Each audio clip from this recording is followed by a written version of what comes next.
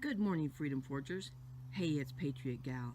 And this morning we are going to harvest some Greek oregano. So let's get to it.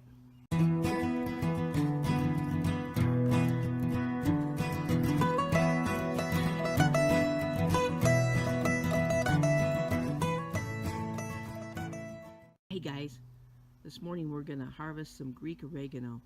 And what you're looking at here is a 4x8 bed. I know it's kind of hard to tell from the weeds, but 4x8 bed of Greek oregano with some chives planted in the corner. And look at that beautiful bumblebee. Look, I've just got to take a squirrel moment here and show you that beautiful bumblebee. The bumblebees love these chives. Now I do see the regular honeybees over here too when there's nothing else to pollinate or nothing else for them to eat. But since the raspberries have started to grow, I've seen them abandon this and they're going over to the raspberry flowers. So anyway, little side note there. So anyway, we're going to harvest this Greek oregano, and let me just show you how beautiful this stuff is.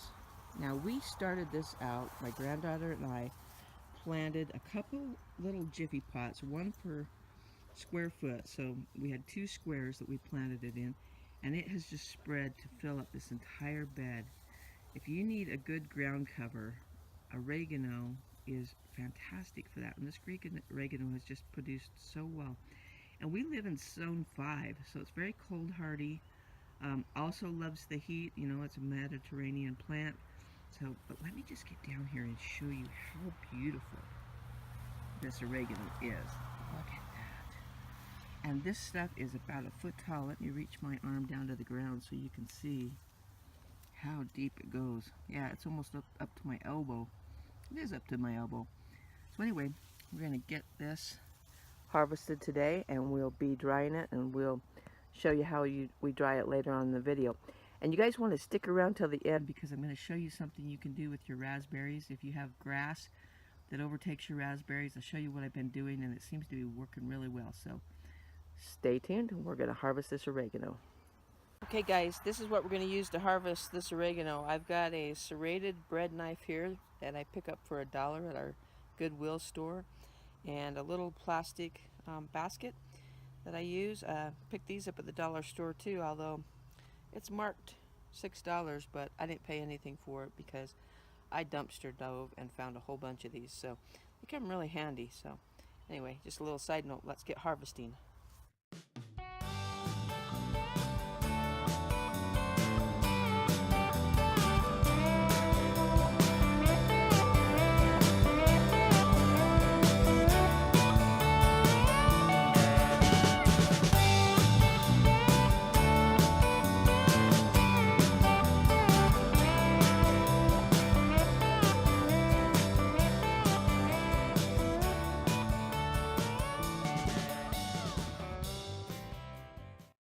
Guys, a beautiful basket full of fresh Greek oregano. Look how beautiful that is. Alright, and stay tuned. I'm going to show you the trick about the raspberries, and then later on we'll show you how we dry this oregano. Alright guys, here are my black raspberry plants. This is a 4x8 bed that I have planted in black raspberries, and over the years they have really struggled. This bed faces the parallel. The length of it goes this way, and that way is west, and so they really take a lot of hit from the west sun. There's no shade here for them at all. And as you know, raspberries and blackberries, they're kind of understory plants. They kind of like to grow on the edges of forests and in the understory, and they're used to a little more shade than this. But one of the big problems I was having was we have this stuff that grows around here. My neighbor calls it buffalo grass, and it's just a really thick grass that has these rhizomes that run under the ground. A lot of people would call it crabgrass, but it's even heavier than that. And let me just show you an example of that grass right here. It's just a really coarse grass, and it's just almost impossible to get rid of. And what was happening is here in the raspberry bed, it was growing about a foot high, and it was just choking these raspberries out. So this year what I've done is I have placed cardboard. I cardboarded and mulched around these plants last fall, but I noticed some more grass had crept up through there this spring. So now I have just cardboarded again over the top of the whole thing. And I've just left these little squares. You can't see it good from that angle. The sun's at the wrong spot. Let me get her on this side. I've just left these little squares where the plants can come up, and you still see that this grass is kind of on its way up here.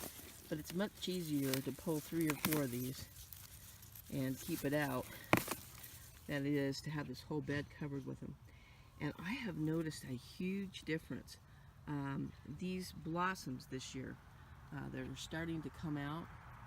Let's see if I can reach one. They just seem more plump, more healthy. I think they're earlier than I've ever seen before. But the biggest difference I've seen is the canes that shoot up that will be for next year's harvest. I've never seen them start this early before. And you can see that we've got a new cane right there. And each one of these plants has 2 or 3 new canes that are already starting. I've just never seen them come up this early, so I'm super excited about the harvest this year. And here's the other thing I've done.